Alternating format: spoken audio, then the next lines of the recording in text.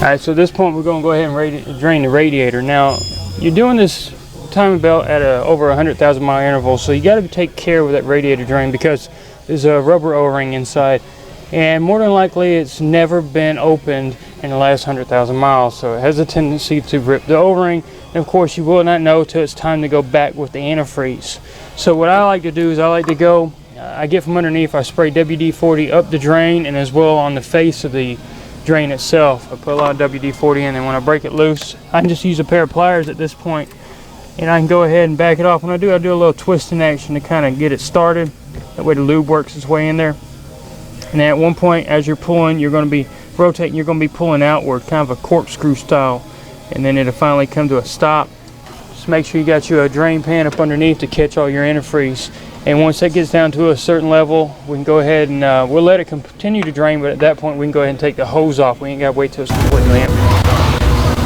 So now the radiator is drained down far enough, we can go ahead and get this upper hose off using a basic, just a pair of big pliers, or if you got some radiator hose clamp pliers, that'll work fine. Just work it back. And we'll see if it'll break loose by hand. Odds are it won't. It just won't. So now I'm actually going to use a radiator hose pick. Just make sure you don't poke through the radiator hose, but you want to get down in there. Some of these been on probably since the day they were put on, so they could be on there kind of tight. You just want to kind of work it around, start breaking the seal, where it's kind of fused together over a period of time. That should be good right there. Now we can just grab a hold of it. There we go. I'm just going to move it off to the side. I don't have to physically take it off to do what I'm going to do. I just want to get it out of my way. Now, the timing cover is actually a two-piece design, and previous body styles a long time ago were a three-piece, which were a lot more convenient for the mechanics to work on. You had the aluminum upper, which you're seeing here, then you had your stamped steel lower. Now, back in the day, there was actually a third stamped steel lower that went under the crankshaft, so in theory, you could take the lower cover off completely by separating the two pieces at the bottom and leave the crankshaft pulley in place. So that saved us a lot of time. Well, I don't know if it was a cost-saving measure or whatever. Now it's all one piece. So you've got a total of 9 10mm bolts going around the perimeter that hold this aluminum plate in place.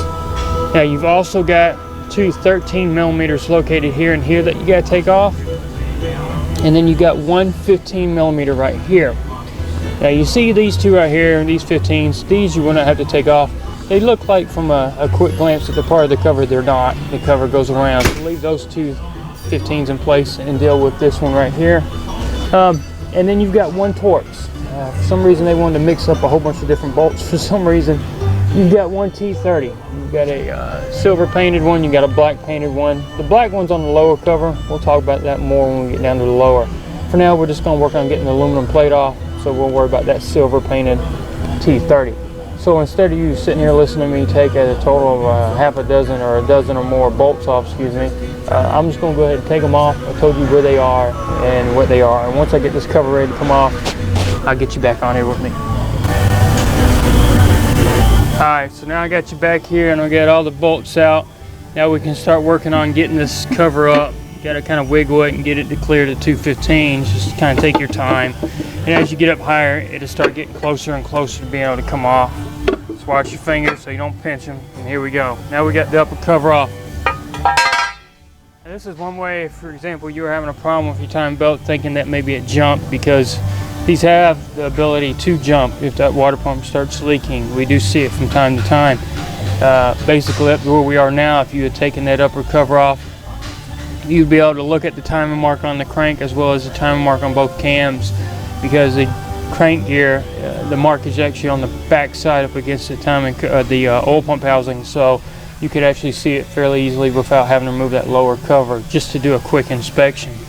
So like I said, here's what you're seeing here. You've got the driver's side cam, you got your water pump, passenger side or right side cam, and down here is actually our, I call it the tensioner pulley. The tensioner is actually directly below it, but it pushes up on this pulley. Kind of almost acts like an idler, but it's got a process. It's got a tensioner behind it pushing on it, so I call it the tensioner pulley. Of course, you got your belt and your crankshaft. So Next step in this process is going to be getting that balancer off. It's going to take a couple special tools that we use to do it, and I'll show you what they are. Alright, so what I'm going to be using to hold that crankshaft pulley stationary is a tool here that we've got. Now, I can't 100% say this is what the tool is for, but this is what the tool is that I use. And basically it has 3 fingers that come off and a big opening in the center. And the way it works is you've got your balancer, and your balancer has 3 spindles basically that come off. And what this tool does, it goes between the spindles. So as you rotate it, you'll finally line up where the fingers would go through for the spindles, and it would kind of bind up. That's what you're wanting.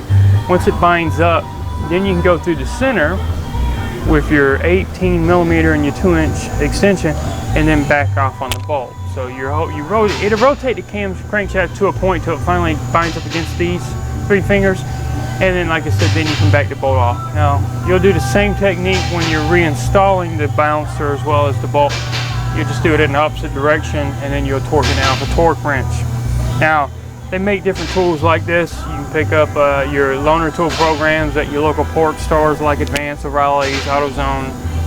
Have tools that are Chrysler specific for the balancer, and it may look something similar to this.